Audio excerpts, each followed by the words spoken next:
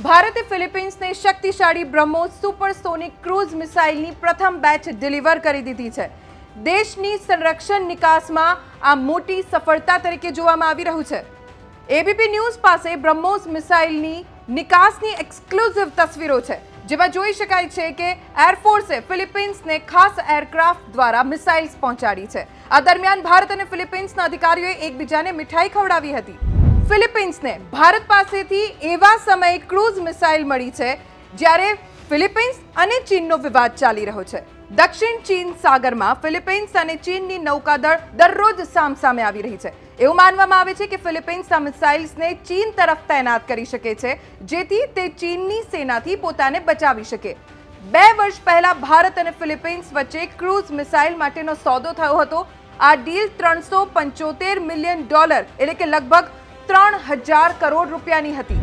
ભારતનું globe master વિમાન missile સાથે ફિલિપિન્સ પહોંચ્યું। ભારતીય વાયુસેનાનું C-17 globe master cargo aircraft શુક્રવારે બ્રહ્મોસ મિસાઇલના પ્રથમ કન્સાઇનમેન્ટ સાથે ફિલિપિન્સ પહોંચ્યું હતું। ભારતીય ટીમમાં એરફોર્સ, નેવી અને બ્રહ્મોસ મિસાઇલની ટીમ સામેલ હતી, જે ડિલિવરી માટે આ એશિયાઈ દેશમાં પહોંચી હતી। આ મિસાઇલ્સ ફિલિપિન્સ મરીન કોર્પ્સને સોંપવામાં આવી। આ દરમિયાન ભારતીય ટીમમાં સામેલ અધિકારીઓએ ફિલિપિન્સ મરીન કોર્પ્સના સૈનિકોને મિસાઇલ્સ પ્રાપ્ત કરવા બદલ તેમને મીઠાઈ ખવડાવીને અભિનંદન પાઠવ્યા હતા। આ સાથે જ ભારતની સંરક્ષણ નિકાસમાં 32.5% થયો છે વધારો। ભારતની સંરક્ષણ નિકાસ દર વર્ષે વધી રહી છે। નાણાકીય વર્ષ 2023-24માં ભારતે $2.63 બિલિયન એટલે કે 21,083 કરોડ રૂપિયાના શસ્ત્રો અને સંરક્ષણ સાધનોની વિદેશી દેશોમાં નિકાસ કરી હતી। ગત વર્ષની સરખામણીમાં 32.5%નો વધારો થયો છે।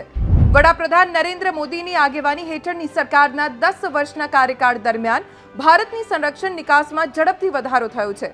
નાણાકીય વર્ષ 2013-14ની સરખામણીમાં છેલ્લા 10 વર્ષમાં સંરક્ષણ નિકાસ 31 ગણી વધી છે।